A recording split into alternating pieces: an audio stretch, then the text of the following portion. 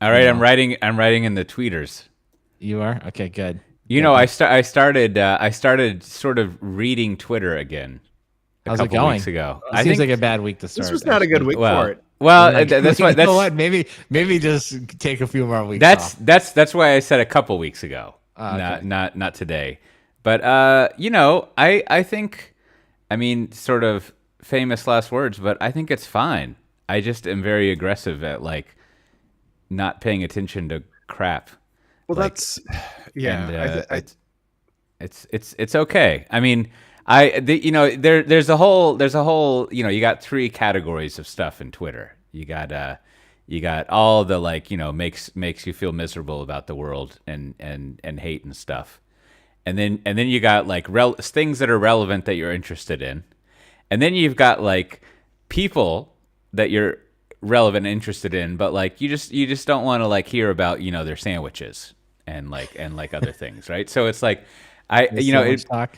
yeah, it'd be nice if there were like tags for the content type and you could filter by content type, because there's people that I want to follow and they write something, you know, interesting in the world that I care about, but the sandwich talk I don't need. Maybe that'll be a feature that gets added. I'm there Twitter for the tags. sandwich You talk. can tag each. I guess that's the hashtag, though, isn't it? You just be like hashtag. Yeah, I don't know. Well, now, what I'm saying, Matt Ray, is that like you could only get the sandwich talk and not get the enterprise That's harder. vendor sports talk if you didn't want that, right? And so like you could just tune into what you wanted. But I do feel like I channeled some, Coach. I feel like I channeled a little bit of your strategy this week. I have been actively trying not to learn about the Johnny Depp Amber Heard trial. Like yes. I don't Keyword mutes. really know anything. So it's like, but you have to actually like. I've actually been like, you'll see some tweets or some social media or whatever, and I'll actually like quickly like, you know, whatever, delete it or scan through it. Like I don't actually want to know what's going on. I have no opinion yeah, about what did or did not happen. I don't really know what happened. I don't really know what the lawsuit's about. It's almost like this is almost like how long can you go without learning who won the Super Bowl if you're not a football fan? It's like that's where I'm at. We're like don't want to know about that issue. Well, I think the good news there is that even if you do, in my experience, even if you do end up poking around in there, it's still incomprehensible. So you still will learn nothing, and you'll be confused about what's happening. It's a very strange. I don't really know what's happening over there in that trial. It makes no sense. All right, well, good. Well, we would not be covering that on today's show. Wouldn't that be amazing though? If like we spent a couple episodes on that. That would just I'm sure throw everyone for there a has loop. to be an entire Well, I'm sure there's many podcasts dedicated to it, right? That's a pop relates culture to- phenomenon. My pick is the last episode of Reply All, the one with the chickens. Did you listen to that one, Brandon? Is that is that the final one? I thought they were going to release one more, or was it? No, the last thing on my feed was them saying goodbye. Oh, but then they said at the end of that they'd have one more episode. Like, Okay. Well, I didn't. I didn't turn it off, but the one about the backyard chicken Facebook group. You know, I saw that and I was like, I'm not listening to that. I don't know. No, Was it good? you need to listen to it. I don't know. It was like chickens. I felt like I live in Austin. No, it's so awesome. All right, because it's hold on. like I'm going- backyard chickens, and then I'm like laughing in the middle of the street at what happened. I'm not going to reply all. spoil it for you. Okay, flying. But that's the my coop. pick for the week. All right, I'm down. All right, I'm downloading it. You know, because I don't know. I was like, Exactly. You're like, hey, I've got this podcast where we talk about enterprise software and Costco and stuff. Let's spend the next 5 episodes talking about Johnny Depp. Yeah, I'm gonna watch. All right, listen to you. I know. Reply all. I wasn't surprised when they canceled. I was like, yeah, this show. No, I wasn't either. I was like, I don't know what happened there. It's like you couldn't replace the host. I guess. I don't know. That's another one. Like, not totally sure what went. I mean, I guess I do know what went down. So it's like, I guess the show just kind of had to end.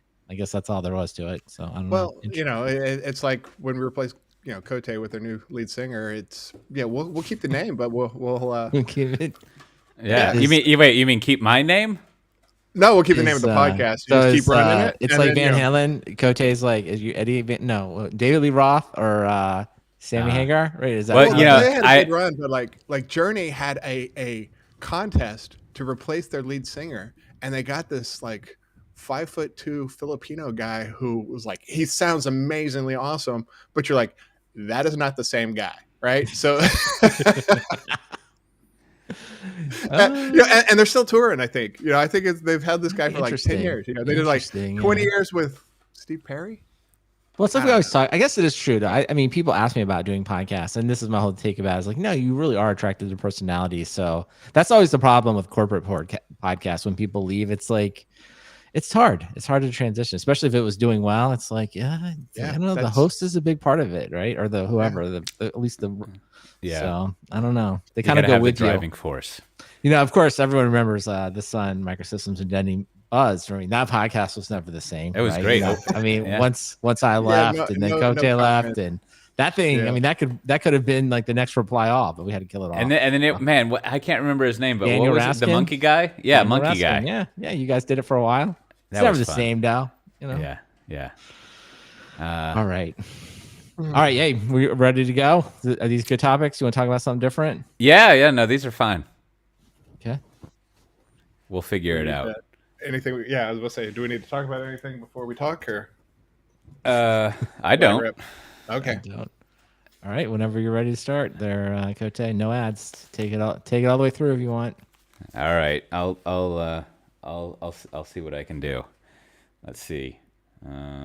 What's something fun to talk about at the opening? You'd think after all these years I would come up with something, ahead of time. I used to. At some point I would take notes about what to do. But you got your North Face Devops Day Charlotte shirt on there. Oh yeah, that's true. All right, I got something. Well, I had a big, I think you might call it a revelation, not an epiphany. I think an epiphany is like some sort of like unexpected revelation of something you just didn't know existed before, like almost seeing like some sort of like elder god in a 5-dimensional space or something. But I was biking around and I went by, I realized that I haven't really been doing my garbage shares of Amsterdam stuff enough. People love that, and why don't I do that? I don't know. It just dropped off. But I went by one of my favorite spots for garbage shares. There's always a ton of stuff out there, and sure enough, today there was an entire probably 6 dining room table chairs just like stacked up there that people were getting rid of. Some miscellaneous wood, some sort of refrigeration device. Not really sure what it was, but they had since put up a new sign, and the sign, of course, the top is in Dutch, but then the bottom is translated, and what it says is that in English, because they know that the English speakers are going to take their trash. Exactly, and at the bottom of this sign, and this is a big, we've covered the garbage cans here. At the end, there's always a cluster, not at the end of every street, but there'll be a cluster. Yes, yes. Well, there's that. This is actually in Amsterdam, so the trash is quote unquote free. I mean, you pay taxes for it, but you don't have to pay at the pump, as it were. Boy, one day we should have me rant about the lack of pay at the pump here in Europe. I don't know what they're thinking, but anyways. Same here. They introduced it, and almost all the stores unilaterally stopped doing it because they couldn't get people. I don't understand what do you mean. You can't pay at the pump. You have to walk in. I know. This is it's baffling, Brandon. No, I was going to say this is the European and Australian version of bank transfers. Like when I have to explain to someone from no, nice. They had it. No, they had it, and then the stores were like, Hold know on. What? We don't. Let's go continent by continent. In Australia, they had it, and you were saying they took it away. Is that right, Matt? Well, they still have it a few places. Mm-hmm. Yeah. But the stores were like, there's like 3 main chains or whatever, and they're like, you know what? We don't have the foot traffic of people buying Doritos anymore. Yeah. We need to make more money, and so they took it away. And they're like, what are you gonna do? Go to the other shops that don't have it either? So I'm sure there's some sort of like. Yeah. Do they call people before we get off it? Now, Cote, have they never even had it in the? I've encountered 2 places, and almost every day I think like, God damn it, I should have noted their addresses, because if it's hard to search for pay at the pump gas station Netherlands. Like they I don't think have a lot of gas stations here. That's one of the things. They probably have half as many as they have in the U.S. It's just a lot less density of gas stations. I want to talk to you, man. This is for once I feel like the U.S. we're really ahead of the game. This is like I think we're winning. It's only we're if you winning feel like one. spending money are you ahead of the game. The U.S. is always there to extract money.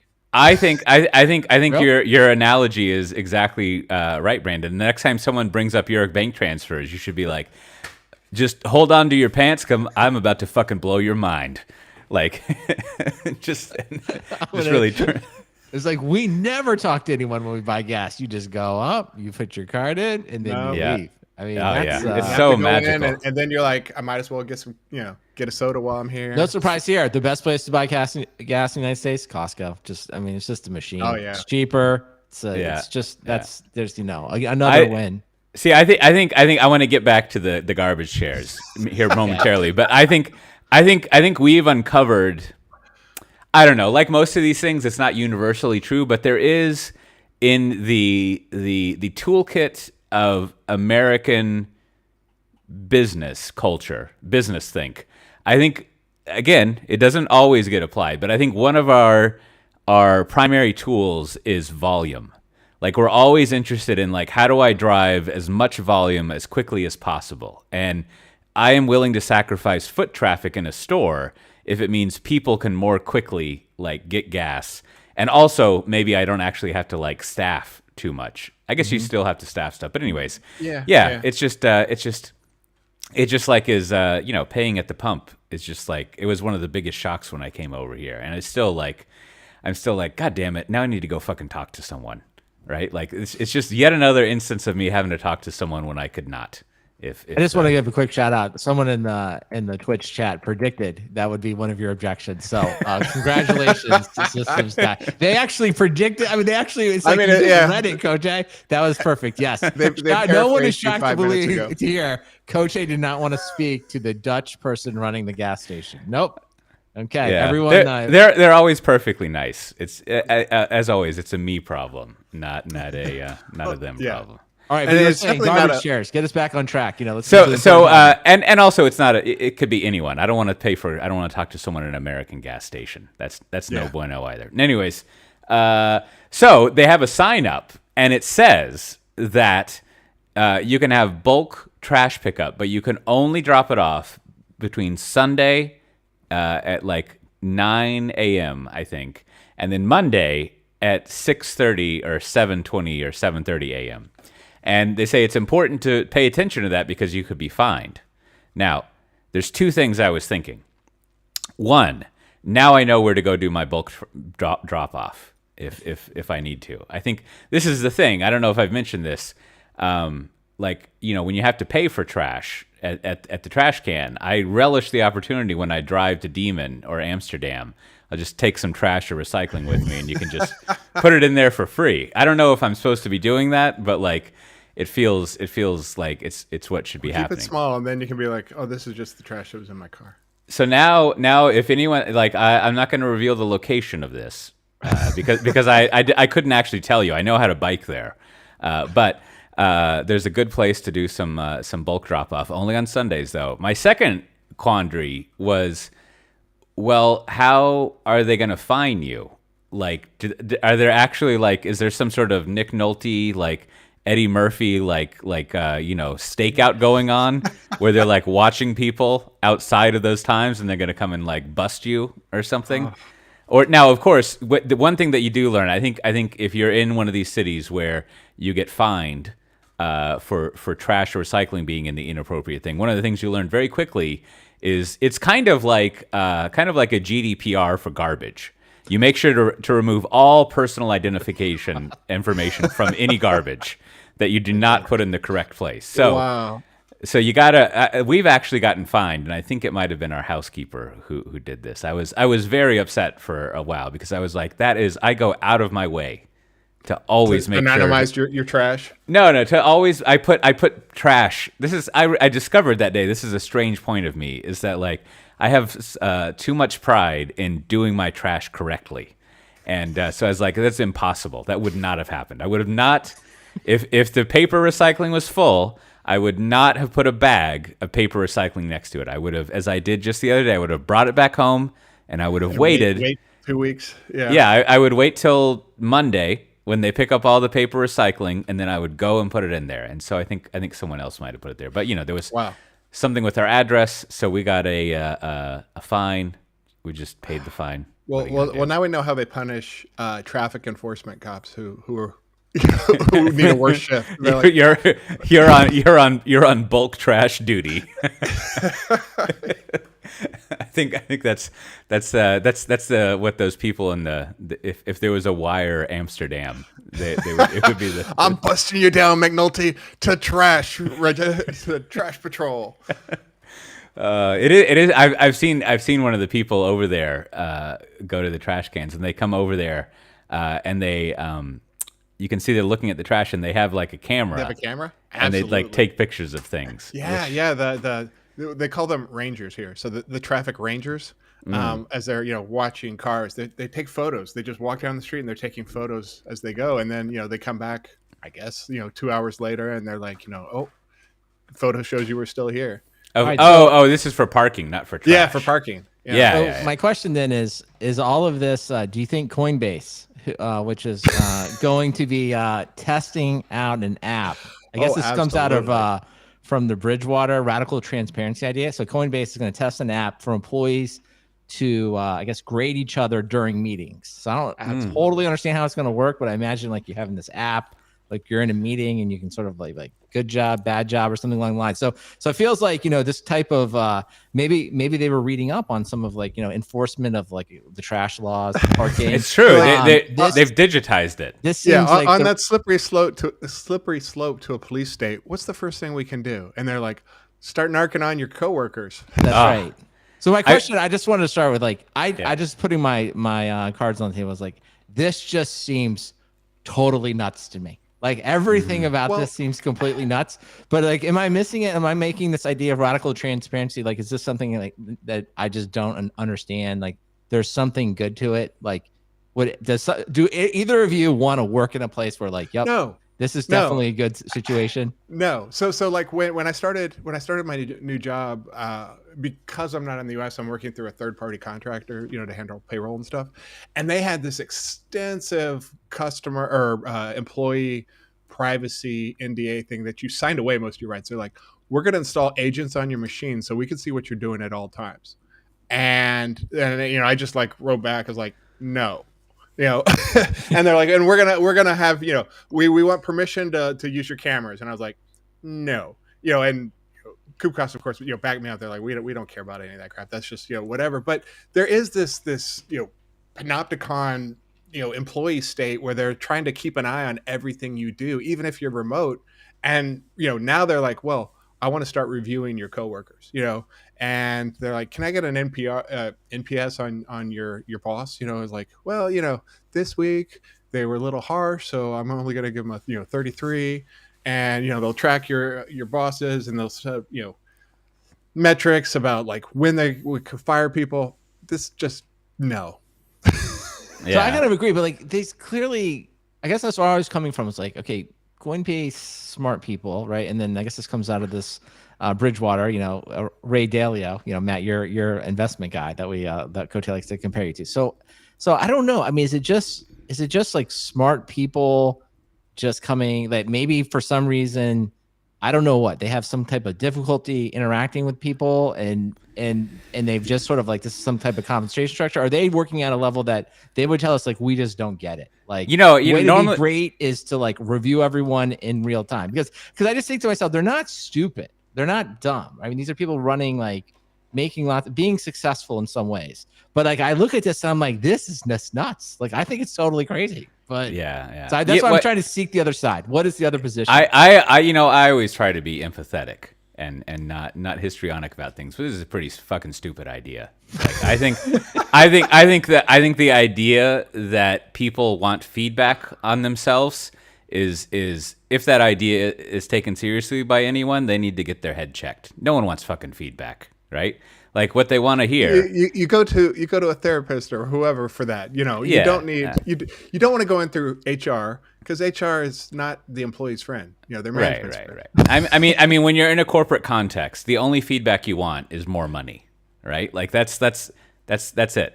Like and you could have some like, hey, you're doing a great job, like type of stuff or whatever. But like, really, like you don't want to be rated. And now I think there is I think there's probably this is the second thing, is that like I have been listening to that Diallo. How do you say his name, Brandon? Ray Dalio. Dalio.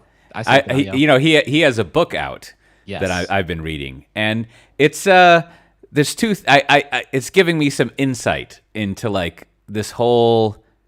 I don't know what to call it. I feel like there's like tech libertarian culture that's kind of simmering out there somewhere that we hear a lot about, Right. and like it's almost like neo Machiavellian, and Machiavellian in the sense of like it's what comes across in his book is it's almost like, what if you were to write a history of everything that explained how humanity works that is pretty devoid of any value judgments or morals, right? Now, he does every now and then say that it's kind of a bummer that millions of people died. Like that, but pretty much like his main thing about like human suffering is it's bad for business, right? Like, and so like through that lens. Now, don't get me wrong. Like a lot of like it's fun to listen to, and a lot of it seems like, yep, that makes sense. But it's very sterile and like performance based, right? And so similarly, like I think if I remember, I think the Coinbase CEO is like buddies with Tyler Cohen, and once you're like in the Tyler Cohen world, then you're in this weird tech libertarian. And so like I think there's like this mindset in that world that, and it's hard to figure out the words for it, but that is very much so like KPI driven. Like everyone is obsessed with performance, all types of performance, whether it's making money, whether it's like improving or whatever. And like I think that is an extremely small subset of people who like build their life and their worldview around optimizing performance. Whereas the rest of us are just like, give me the fucking money so I can like eat some steak and watch some TV, right? Like I don't want to improve, right? Like I've improved plenty. Like improving is done for. Like now it's just time to like relax. Which if you go to the Diallo book, like that's the end of his cycle, is like once people relax and finally like start to enjoy life, shit gets fucked, right? Like that's pretty. He's just like, yep, and then they enter decadence, and then eventually it all fades away. Well, I mean, the who's it, the Kellogg guy back in the 1900s, that was his thing too. He's like, workers with too much free time, you know what they start to do. yeah, and so like I can totally see this from whatever that we need like a Bruce Sterling to like give a 90-minute talk on whatever this culture is, because it's something beyond. Like several years ago, there was like the California tech culture. Well, this was in the 90s, so many years ago, and it's not that. Like once all the hippies died or retired from the California tech scene, this new thing came into its place, and it's this very sterile, numbers driven, not really interested in like values. I realize that's in the States a right wing thing, but I just mean putting value on something beyond monetary value, but not like a value sort of moralistic kind of culture thing. Like that has no interest to them unless it impacts performance or somehow makes performance better, right? And so sure, if you're that kind of mindset, you're just like, that would be amazing. I think maybe I would love more. I would love a dashboard above my head, which I would totally look at, and I would love to see a dashboard on top of everyone else's. Right. Head. So that's the part I guess I don't fully understand. I guess that's the part I'm questioning about, like people that are proposing for this. Is like, okay, I can understand that there maybe are some people that could just like that want it and can do it, but like just being in society for your life, for both Ray Dalio and the CEO of Coinbase, like I think that would clue you into like most of the world is not. That is not how most of the world wants. So like you wouldn't, like you're proposing something that is sort of like almost, to me, it's like I would almost argue that only a few human beings are even capable of wanting this and enjoying it. So like, why would I try to propose something to an entire workforce that I just know is like, I would go so far as to think, I just don't think human beings can like at least process real-time feedback almost continuously about themselves. But it's the human mind cannot take that in.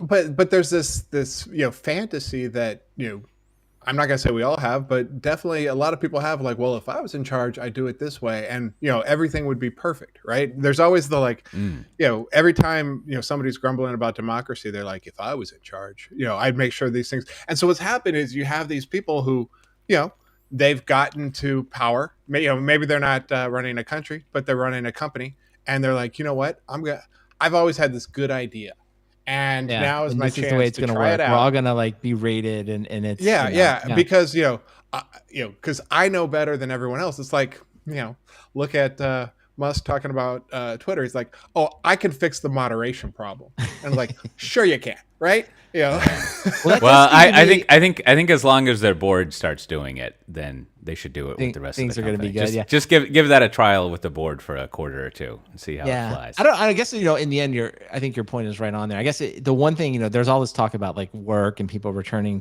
in the office, and I think that's sort of related to this around, like, for the most part, it's executives, and I think it's really successful executives, some making hundreds of millions of dollars, who are like, hey, we want to return to the office. And I think sometimes I think what people miss there is like less about the office, but it's sort of like, if I was making hundreds of millions of dollars and the entire company was basically set up to like, help me make decisions, and almost every meeting or everything I do is like incredibly intellectually challenging, and, and people are presenting me like their best ideas and telling me what's going on, like it would probably be a great place to work, but that's not work for most people. Like, it's sort of like when there was a funny Elon Musk tweet about, he's like, I can't believe the Twitter legal group called me about having to file this thing because I tweeted this out. And it's like, yeah, like, you're like, Elon, you're not going to believe some of the other stuff you have to do in the company. Like, you have to take your compliance training, and you have to do your timesheets, and you have to do your expense reports, and you have to like sometimes just prepare slides that are immediately dismissed as soon as like you work on it for like a week, and then someone would be like, we don't need that topic, on to the next thing. And it's like, that's a whole different, and it's like, that's I'm notion a free speech of like absolutist, and they're like, right. Can we and get that's rid the whole of thing these about NDAs? like this idea when you're in charge, right? It's like, sure, if I have the whole company, like the people that are at the top, I'm sure they want to go back to the office where everything is great for them, but like for everyone else, it's a lot different. And I guess it's just to, I guess, the point you're making, Matt, or something is like, I don't know, there's just a real like, I guess when people get to the top, sometimes they just kind of completely lose focus. Like, not everybody's experiencing the same work environment that you are, even though you're working at the same place. So I don't know. That's why, at least to me, I don't want to walk around. I don't want to rate nor be rated continuously. I mean, and then also they're like a Bitcoin exchange, right? So like you're already super shady, right? Like kind of like drifting on like obviously, shady crap, right? Well, and so like and then and because of that, right? Like it's to this is maybe like the second or third week in a row where we've mentioned one of our old things, right? You have it's not necessarily like a halo effect, but it's like the Google ad effect, where like you've got so much money and valuation like sloshing around that you feel like everything must be great. Like it's sort of like, I don't know, what if you were at I don't know, just like a cardboard manufacturing company, right? That like is not too like crazy and like overvalued. Like you wouldn't be doing this kind of shit. Like everyone would just be like, fuck that, I'm gonna go work at the paper place, right?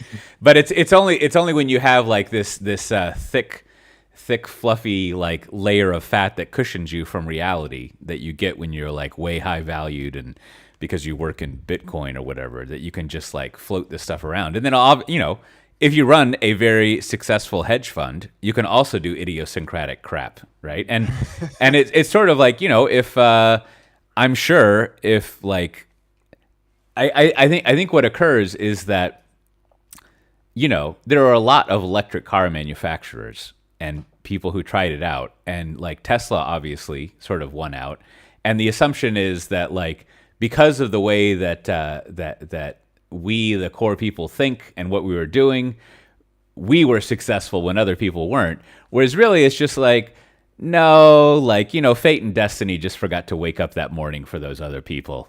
Like, like some semi truck like fell off of a bridge, so they didn't get a battery shipment, and therefore they didn't make those quarter sales, and then it tanked. And then also inflation was going up and blah, blah, blah. It's just like, I don't know, man. Everyone kind of has a similar chance. So you shouldn't learn from success and high valuations that like your wacky ideas that people have never really planned out like have anything to do with like being successful. And Right. I don't know. I mean, I'm kind of generalizing based on something like this little thing here, but like, yeah, that's just a dumb fucking idea. Well, I do, like, and I think just to maybe finish it off, like the part I always think about the radical transparency. So I'm just looking at Coinbase here. So in the last 6 months, it's lost 77% of its value, right? And it's like, so I think if you were to ask the CEO of Coinbase, I think he would say something like, well, all the things you just went through, economic conditions, there's natural pullback. I think he would just cite a lot of external reasons that the valuation has gone down. And I would probably agree with him. But like, it's just back to this radical transparency, or this like, this idea that everyone can be accountable. But like, if you were applying this, like, wouldn't he be the most accountable? Exactly. Wouldn't he be like, why, why didn't you prevent it going down from 80%? Like, why did you run an organization that allowed this to happen? You were in charge. And it's like, but so I just think that's always the weird things. And I think you see this a lot when, these moments when these executives are somehow, for whatever reason, like one of them that comes to mind is like, obviously there was that famous SolarWinds where it was like, hey, it was the intern, right? Where like you see some of these CEOs pressed and like all of them have been pressed in different ways, right? Whether it's Larry Ellison or like there's a million. So when they get on the stand, they will also often cite the things that they're told in meetings. Like people are trying to like, deflect, right? Or say it with someone else. So it's like, I don't know. I always just wonder, you never see the consistency there, right? They're never like, yep, this like, I don't know. Maybe the CEO of Coinbase is like, this was 100% my fault and I'm fixing it. Or Netflix would be the more recent one. Like, we know about the keeper principle there. It's like, wow, like, well, if it goes down 80%, like, who's that on, right? And I mean, so it's weird. Yeah. Yeah. The one and only HR meeting, they put me in charge of HR to implement this policy. And I'd go to the CEO and I was like, can we start with you? can we put your meetings everywhere and let everyone just watch what you're doing, and we'll put out weekly NPS anonymized for the entire workforce and see how they think you're doing. And then of course I get fired, but that's what people would want to see is hey, it's great that we're reviewing each other. How do you think your coworkers think you're doing as you lead us down 80% down? Yeah. I feel like this always ends poorly for the employees though. So don't do that, Matt. Don't do that. Don't do well, that. Like I said, first of all, you hired me for HR, probably a bad move. And secondly, it's like, I didn't get the memo that said, I serve management. So. Well, I think that's the flip side of the radical transparencies. I think a lot of companies are learning now. It's like, hey, as the workforce becomes, I don't know, more vocal, portable, and a lot of things that they raise that aren't necessary. So I don't know. I don't think it necessarily works well for anyone, the employee or management or anyone. So I don't know. We'll have to track this at Coinbase. We'll have to see what happens. To channel our old friend Andrew Clay Schaefer, like I think everyone should start off with the radical transparency of just publishing everyone's pay, and then 6 months later, after all the meetings that ensue, then you can think about other types of radical transparency and just figure that one out. Cote making life hard for HR. I like that one. I mean, it's just like again, you know me. I always go back to like, what are we doing here? We're getting money. That's what we're doing. So let's focus on that. Like there's you got all these principles and pay attention to the customer and blah blah blah. No. We're here to get money. So let's narrow it down and real money, not this Bitcoin bullshit. Like we want actual foldable, spendable money. Insider pro tip to people with customers in crypto: get paid in US dollars. That's right. Now, while we're on the crypto thing, I want to ask. I put this in our Slack, which you listeners, we have a lot of great stuff in there. If you go to softwaredefinedtalk.com, you can click on the Slack link and get into our Slack channel, all sorts of good stuff. But I saw that someone lost their NFTs for a show they were making through a phishing attack. And someone kind of explained this to me, but I didn't quite understand how you can get cheated out of NFTs that you are developing a show around. And somewhere in the article, it was like because they lost the copyright.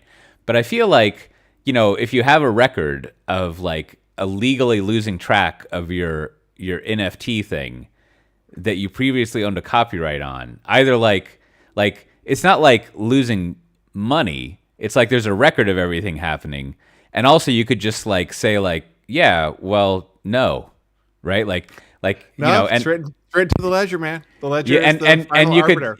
You could just download like I don't know if you're downloading like a PSD Okay. file or a JPEG. You can't right click an NFT. But I don't understand because it seems like everything is logged and more or less transparent, so you Yeah. could track down who did these shenanigans. And also, Well, I have to say, it also seems like this is a good lesson. Like, don't have your business model depend on owning something that doesn't exist. That might be in my Cote's hedge fund principles. That like your business should rely on things that actually exist. That I don't know. I mean, It does seem like an article that was sort of just a little bit of clickbait because I think it's like it clearly got stolen. I think to maybe your specific question, it's like they probably technically don't have the keys. They technically don't have the copyright. But if they were to make the show, it seems very unlikely that the person that now has it would sue them for a copyright violation, right? Like that, I guess, is the part where it's like, so in the end, if you want to make a show on Bored Apes, which got to be honest, seems questionable to begin with. Maybe this person actually saved them a lot of money. I don't know where this show exactly what was going. But if you wanted to, it seems like, really not having the copyright would not, I don't think it would stop you. But if you think it's going to be a hit show. It's servicing the pyramid scheme, right? We if you don't use the NFT, you're not going to be generating more interest in NFTs, which won't be increasing the value. I mean, all this is here we are talking about it, right? So they're putting it back in the spotlight. Probably in a week or so, he's gonna miraculously get it back, and they'll announce that the show's I like coming that. back. And now we'll be like, and we wasted a whole freaking news cycle talking about this stupid. Sorry, I can't help it. It's stupid. Yeah, I think this is I need to learn the lesson that every time some sort of like Bitcoin blockchain whatever thing comes up, it's just like there was also an announcement of not announcement. Someone did an analysis of like all the millions of dollars put into Kubernetes startups.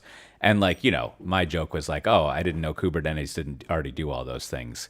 And I think that's what I learned about Bitcoin and everything is like actually every time I think I understand it, I don't understand how it operates. The NFTs are just monetized attention, right? And they're like, look, we have this many people paying attention to that. Wouldn't you like to have that attention? And if you're doing a show, they could turn around and get advertisers, and they can increase. So there's a couple of angles of how they would make. Oh, I like that. You got eyeballs. Yeah, it's just a way, but like a lot of the things, there's thousands of crypto coins out there. It's like I don't get those. And so I guess to go back to our techno libertarian people, I guess what they would tell me, and this would just prove my point about that mindset, is that like. What I should do is I need to figure out a way to bet against the Bitcoin thing to like, because I mean that's a good representation. How do you bet against the pyramid scheme? Well, that's a good. I don't know, but that's another good data point on like the mindset of the tech neo-libertarian people is like the way. Well, there you go. The way that you make a value judgment is with money. Like where you put your money and take on your risk is how you express your beliefs and things. So if I were to say I believe that like Bitcoin is all bullshit, that would mean that immediately what I need to do is figure out a way to invest against it with money. Whereas like more of the Cote way of doing things is like, no, how about you just give me money? And I don't, that's what I want. I want the money and I'm not going to spend it. I buy things I want with the money. I don't use it to sort of like express my worldview. Well, I don't know where it's gonna end all, but I do think always looking for like markers, like could this be the top? And I think the recent announcement that Adam Newman, who's the person that started WeWork, and we all know about WeWork, his Web3 startup raised 70 million from VCs like A16Z for the Goddess Nature token. That feels like a bat. When you read it, you're like, this does not feel like it's going to end well. So maybe that'll be the top of crypto. I don't know, but sure seems questionable there. Yeah, I think you're right. Doesn't make sense. Didn't work out. Now, speaking of, well, this is not related at all. There was a nice write up. I don't know if it was from Timothy Prickett Morgan or the other guy, but kind of like going over like what's up with IBM and cloud. And like I think every now and then it's worth revisiting this, because I think I mean IBM Cloud shows up on the Magic Quadrant, right? Or at least they get a mention. I mean they actually yeah. Are they still in there? They haven't been dropped yet. I No, haven't really still in checked there. it in a while. They're in there somewhere. They're like the number 6, right? Yeah, I think right behind Oracle. But like now, I'm gonna admit up front that I don't really study it very closely, but I know that you two pay closer attention. But like, is it like should they keep having like a cloud? Is that working out for them, or like what? Is that a good idea? Is it going well? Not. Well, you know, they finally have their first profitable quarter after like 10 years or something. So clearly, it's working. Well, I think the big question will be, and I think every time they write these articles up, I think it's sort of the one, it's like how many customers do you have on? I'm talking about their public cloud, right? And then two, how much, if you will, how much money are you willing to put into infrastructure to keep, building out to keep pace? And that seems to always be the thing that I think IBM will never have an answer for, because, all their competitors, AWS, Azure, and GCP are all capitalized with, near $1 trillion plus market caps with, what feels like, which might as well be infinite money. They may not choose to spend it, but they have so much. So I think that is always going to be the thing that's brought up over and over again. And so if you are IBM and you're, in the laggard quadrant there, it's, it is hard to figure out. And I guess it's just like, what is your stated goal? If your stated goal is to like, we really want to compete and, take on Azure and AWS, it feels like you're going to have to do something, completely different to get there. Well, and I guess because they've made so many other divestitures recently, it's like, so I think that's what this article was sort of saying is like, could they take the infrastructure as a service business, kind of often referred to as soft layer business? And so could you kind of carve that off and like, sell it off and maybe focus in on stuff like Red Hat and your legacy software? So that doesn't seem like a crazy idea to me. Not that they've announced it, but we'll see what happens. Yeah. I wonder if in the financial analyst world, I actually couldn't like make up an answer in my head, but I wonder if they still believe that there can be another public cloud vendor that matters out there. Like, which is to say, if someone were to come to the Software Defined Talk venture fund, which I'm still going to be involved in that, despite having my own hedge fund, as I've been going over, or my own fund. I'm gonna like Jack Dorsey it and be involved in a couple of things, plus my retreats and stuff like that. But like I feel like if they came to our fund and they were like, we are a late stage company, very late stage. We're talking like 100+ years late stage. We're on series Z C10 AF. Yeah. And like we are seeking funding to continue building out our public cloud. And it was 2022. You'd be like, hey man, that's cool, but like I don't think that's gonna work. Right, like there's already all these other people, and to your point, like I got the annual Charles Fitzgerald chart that shows like how much spend you have to do, and like you got a lot. If you got some other business ideas, let's talk about that. But just like we're not currently investing in building a new public cloud, or like if you're not the top whatever, like just like we don't really think that's something going to work out. But like I guess the way public tech companies are kind of like valued and looked at, that like.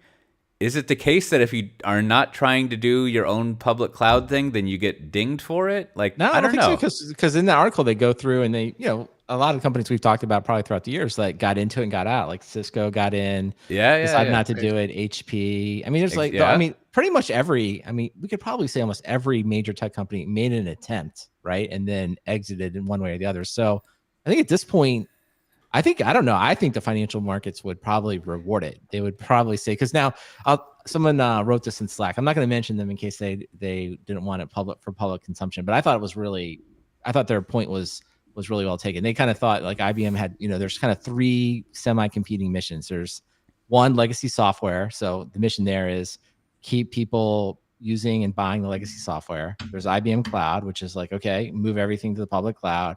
And then there's the Red Hat, which is basically move everything to OpenShift, compete with VMware and things like that. So I kind of think, to your point, like if the slide that you're in, if we're presenting to you, Coach A, right, you'd be like, I think if we put all three of those things on the board, I think we could say, like, you know what we should do? We should just narrow it to two. And I think you could pretty easily say, like, let's focus in on legacy software and let's focus in on Red Hat. Let's make that work and let's get out, let's stop. And then also there was a recent announcement of IBM's partnership with AWS, right? So that was another kind of indication that, hey, they clearly understand they need to have partnerships with like AWS because that's where people want to run, some of the software. So I don't know. So I guess but I guess your original question there, though, I think sometimes it's just very hard for companies to come to grips with that, right? I guess it would probably be seen by, maybe the best question would be like the executives, how would they perceive doing it? Would they feel like that helps their self-preservation or weakens them? Like if they come out and say, would the board of directors be like, well, if you want to do that, then maybe we want to replace you. So maybe that's a reason you keep it going. And I think also to clarify or to add detail, like, it's totally fine if you just have some managed hosting business where you run hardware for stuff, even your own like custom hardware. But like I don't know. It just seems like the effort you put into trying to have a public cloud, even like just, man, that's a lot of work if you're not one of the big players.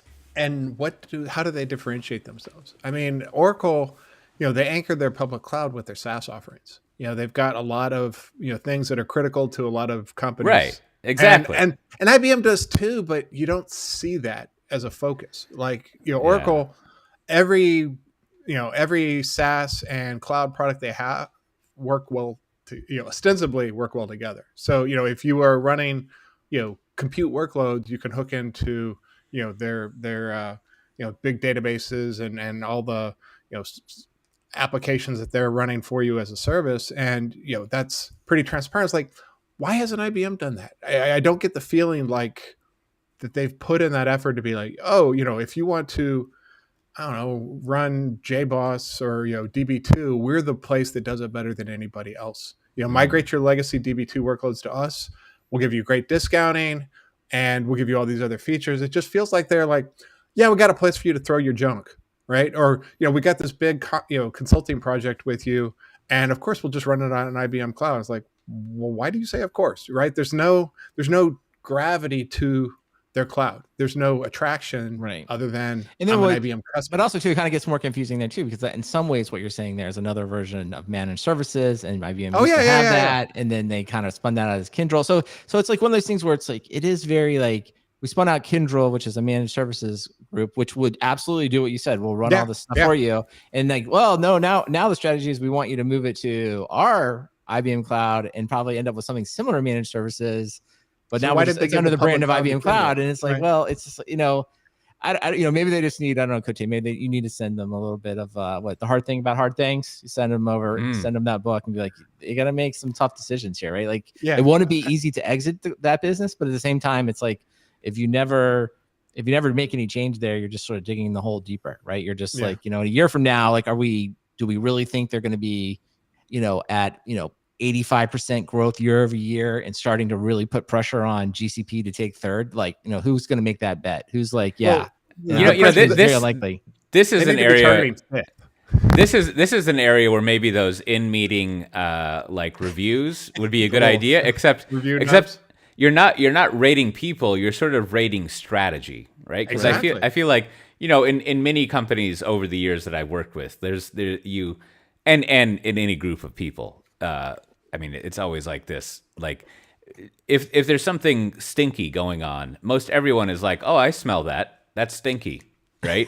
but then there's probably some name for this effect. But then there's this effect that because you're in a group and you're all trying to pull together or whatever, no one acknowledges that there's something stinky, and so like you need the stinky dial that people can just be like, yeah, I don't think this is a good idea. Right. But I would say this though, like, I don't think my feelings are right. Like, I think the people within IBM working on IBM Cloud, like, they know. Like, I don't think the problem is nobody there has ever thought about this. Right. Oh, right. Well, the problem is like, is there any willingness to act? Right. It's not that it isn't known. For sure. And that's why you need to have the dials, is that because then it becomes transparent, right? Like, right. if quarter after quarter, like the stinky dials are all in the red on this thing, eventually the executives or whoever is making these decisions is going to have to be like, I should probably do something about that, right? Like I don't really want to like change this thing around, but like I'm kind of not looking cool here, right? Like everyone knows that like this is not working out, and I don't know.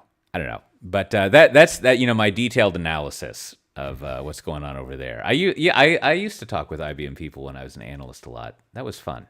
That was a good period to dig deep into what they were up to. Yep.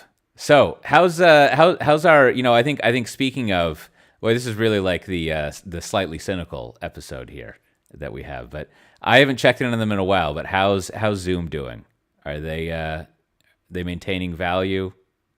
Well, I think they had still holding in the there. thing that's interesting there is like they continue to do well, and they had a nice quarter there. I guess they making over $1 billion in revenue and up 12% year over year. I just think it's going to always go down, and I don't know. It's be interesting to like maybe they made the right decision. I guess it will always go down as one of these questions of like, wow, here they had at some point, Matt can probably quote it, like they had something like $300 billion market cap, right? And it's come off, I don't know, some huge amount, right? And so during that period of time, I guess they did attempt to make one acquisition that we talked about. I can't remember. It was like a call center thing. Like a call center. That fell through, and of course now that market cap is gone. So it comes back to it, I guess. And I was listening to an interview with their CEO, and when he tells the story of Zoom, he just tells the story of like, we needed to build a better WebEx because he had worked at WebEx. He knew WebEx was bad. He felt like he couldn't fix it at Cisco, left, and he did it. And I think in the end, that's what he's great at. And I don't think he'll ever want to he just sort of stumbled in like having, I don't know, $250 billion of market cap to do something with. And like, I think at the end of the day, he just sort of like couldn't do anything with it because, what he'd probably want to do is build a new product. But like when you have that money, it's not used to build a product. It's go buy something. Like we joked a lot about here, like, just like he complained about WebEx, I like to complain about all the file sharing. Like, make Box better, make Dropbox better, make one of those things better, or integrate Discord or something along those lines. But I guess the conclusion I came to after listening to him was like, no, he just wants to build products, and it doesn't matter even if you gave him the quote infinite money to go buy something with. I don't think he could do it. So it kind of just leads me back to be like, well, Zoom is just a really good conferencing piece of software, and it's making good money, and that'll probably be all it ever is under Eric's leadership. I forget if the Hard Things book between the like quoting Jay-Z and stuff covers this, but maybe there's another lesson here, and I don't know if this is intentional on Zoom's part, but maybe one of the harder things as the executive team and maybe even the board that you have to do is when your company is suddenly valued at like $120 billion. Perhaps there's some points where you have to be like, yeah, that's not real. So let's not really pay attention to that because you're supposed to take advantage of that. Well, I know that's why it would be a hard thing is to basically be like, that's kind of not real. And so if we start living our life based on that valuation, we're probably going to screw something up. So for example, if we were to think that like, oh, what we need to do now is expand into other businesses and add things on, we're going to use that high valuation to acquire things. And then like a year later, you're like, oh, now I got all these businesses I got to manage. When really, I just wanted where'd this new public cloud come from? Yeah, like all I wanted to do was make a better WebEx, right? And so like at some point, you've got to like you got the feedback coming in from your valuations and just be like, that's fake. And if I start thinking that it's real, things are going to go poorly. And I don't know. In the end, maybe that's the right decision. I guess it's just one of those things to like. It's so rare you're given this opportunity, right? Where you would just, to me, because it's one of those things where like, well, if nothing else, like buy things that you think are profitable and just leave them alone, right? Like don't manage them. Right. Sort of like the old Warren Buffett. It's like, we have all this capital. We know we're in these areas. We should at least try to convert it to something. Because otherwise, I mean, you literally are just like, well, you're kind of just telling everyone. It's like, well, it's kind of like the weather. It's like, I hope you enjoyed the really nice weather right now because it's just going to go away. And it is probably never coming back. So just because they're down almost 60% on the year. And so it's like they probably will never, I don't know. I shouldn't even say that. It will probably be a long time before they get back to that that level. Kind of like, Cisco and Sun, right? Remember back then and like the .com implosion, they were like, they were both like, I don't know, 500 billion, 700 billion.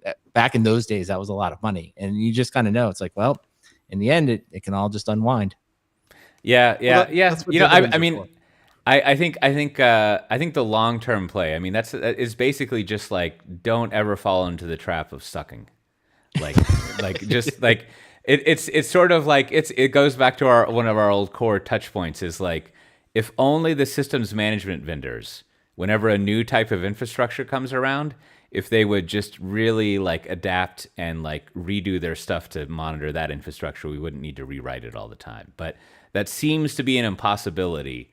And I think maybe the problem is that, like, with extremely rare exception in the tech world, like tech companies just like don't evolve, right? And so like that Well, they evolve slowly, but the change is fast, right? Whoa, we need a chart for that one. But but there's a high volume of change, right? There's a high volume of fast change, and they don't know which ones are right, so they have to take a moderate conservative approach, and so they can't make all the bets unless they're Amazon, and then they'll just throw a pizza team at everything.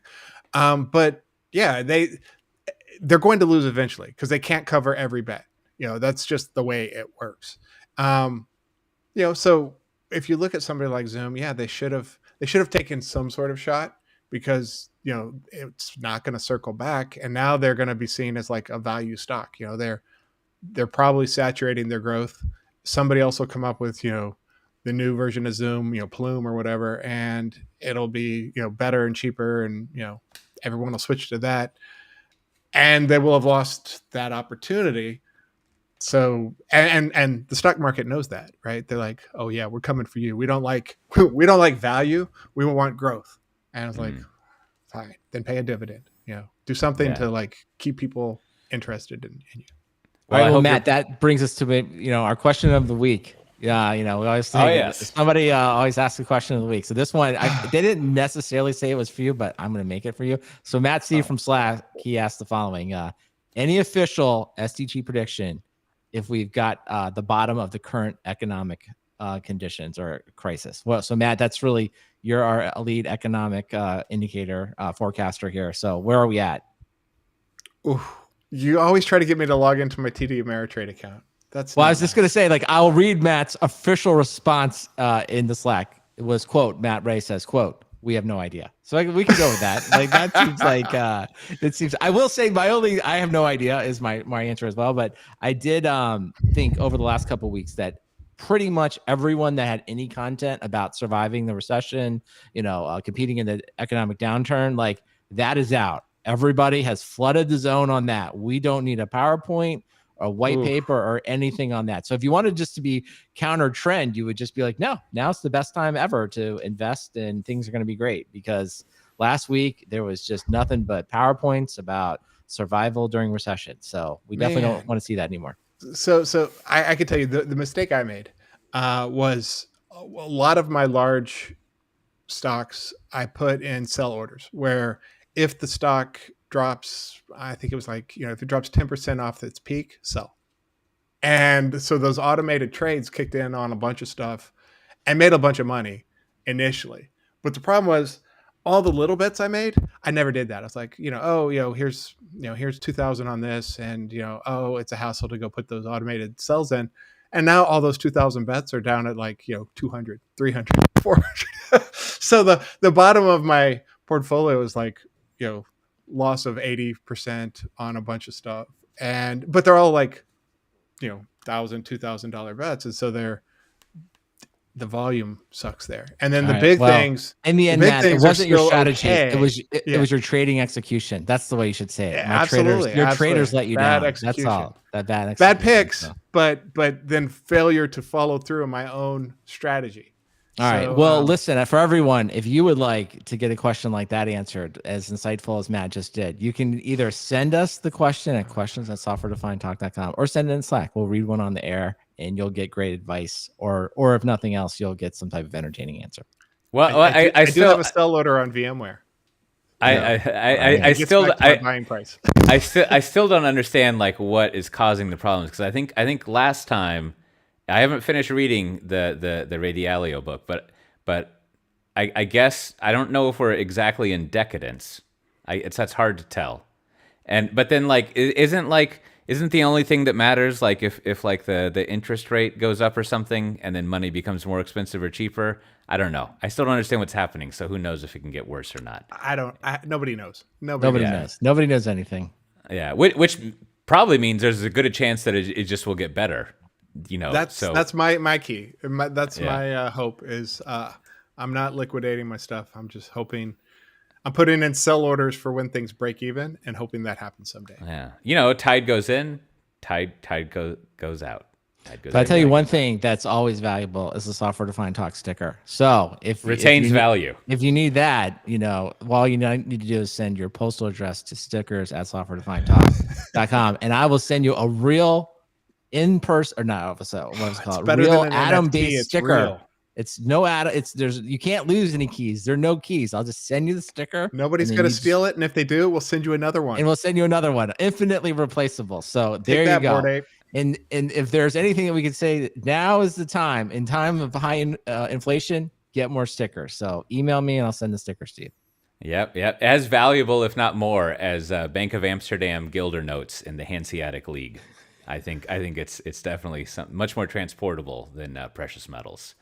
And but then also you can trust that as needed we can just print more money, which is to say stickers. not a big problem. Do we have any other bureaucracy other than stickers? Anything? You've got a not a first. Well, maybe it is a first. You've got a special thing going on tomorrow, Brandon. What we're going to. By the time you hear this, it will have happened. We're going to try to record a live show here at that conference here up in Round Rock. So hopefully we'll put that out as an episode. We'll see. If you don't hear about it, if you don't ever hear it, that means it went so good that I couldn't put it on the internet. That's in person only.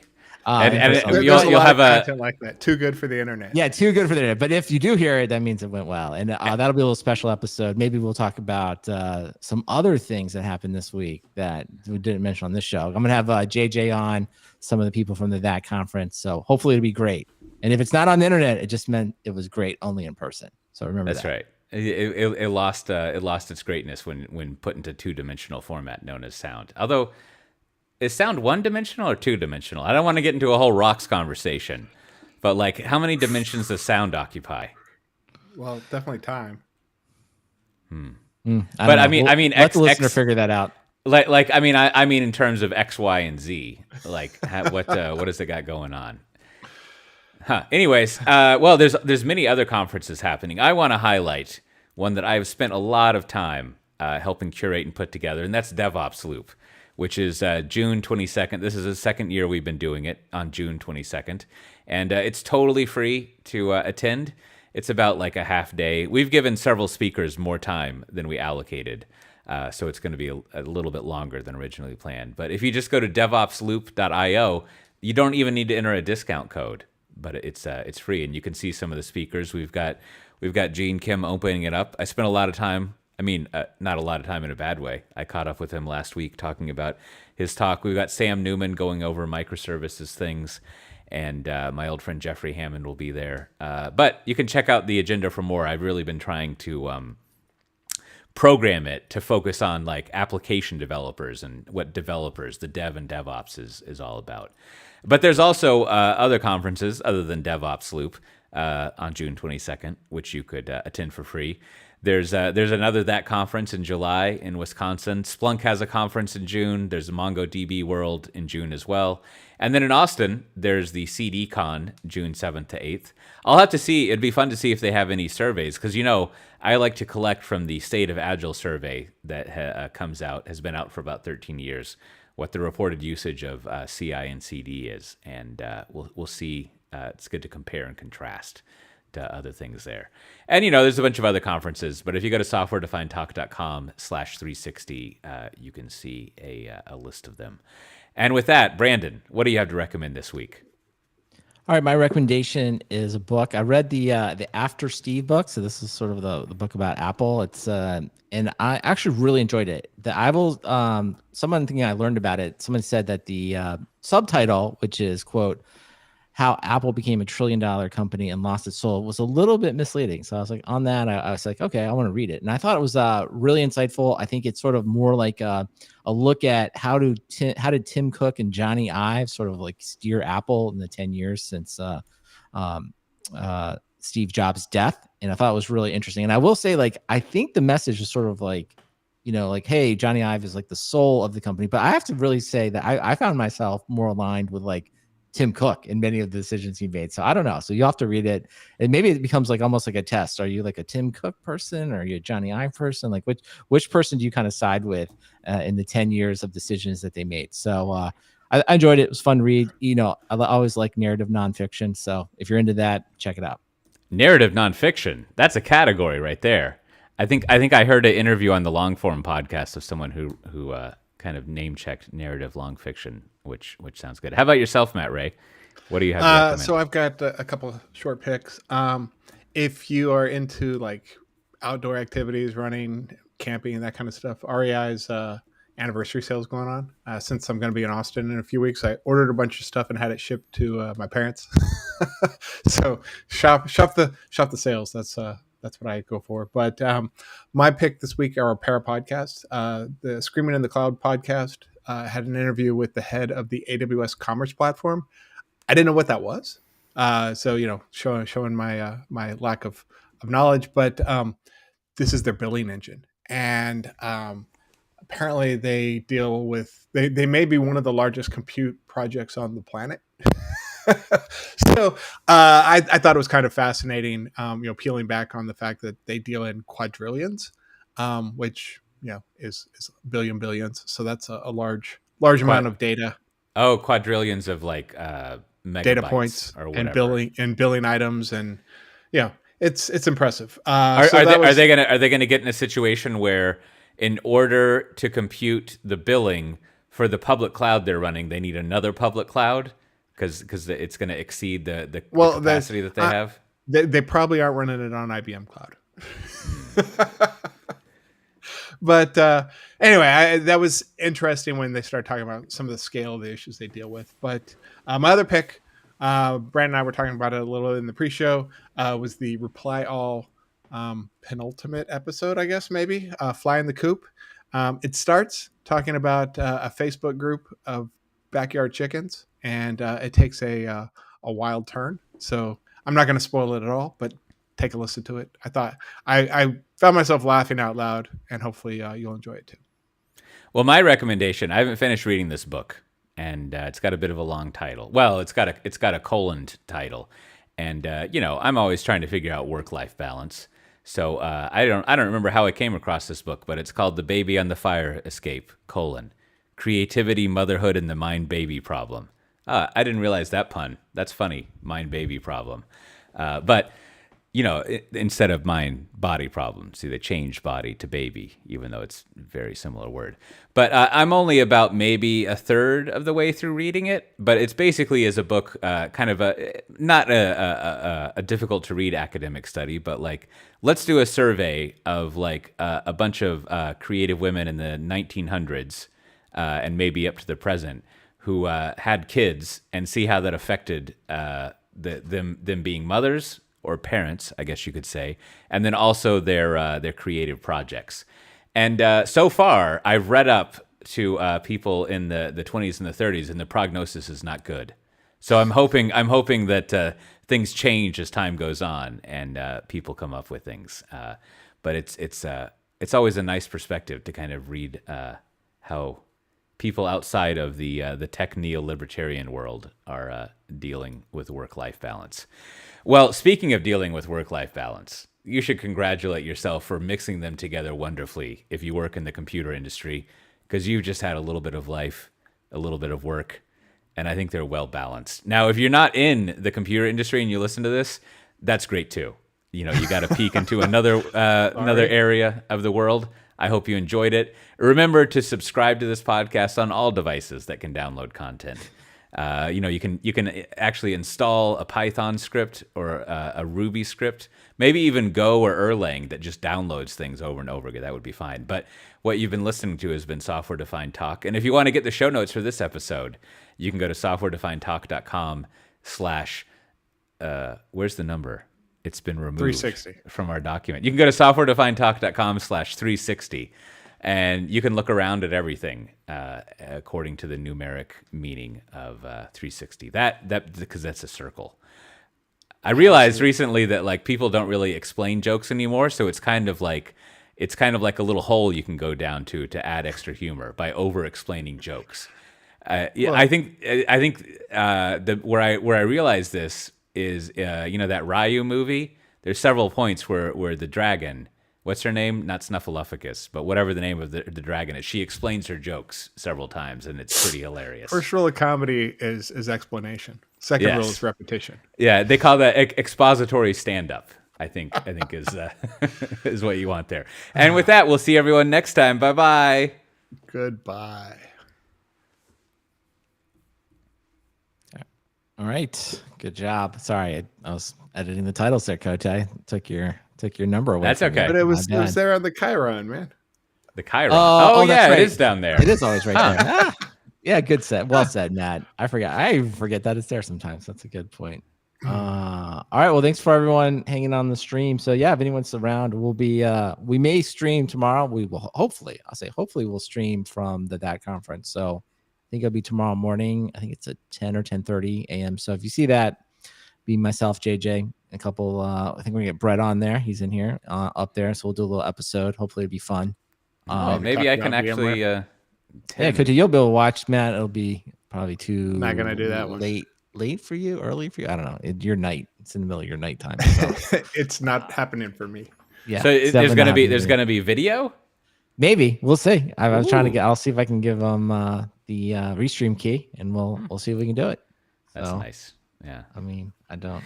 You gotta. I forgot to recommend this last time, but make sure you should tell JJ he needs to drive his Escalade to this conference. Wait, he has an Escalade?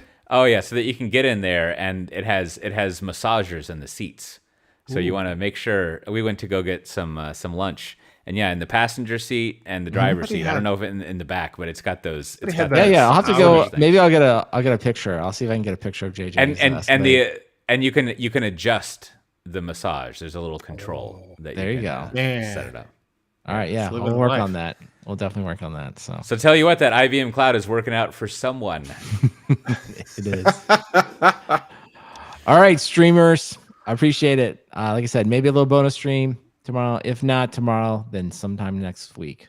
And we'll talk to you all next time. Bye-bye.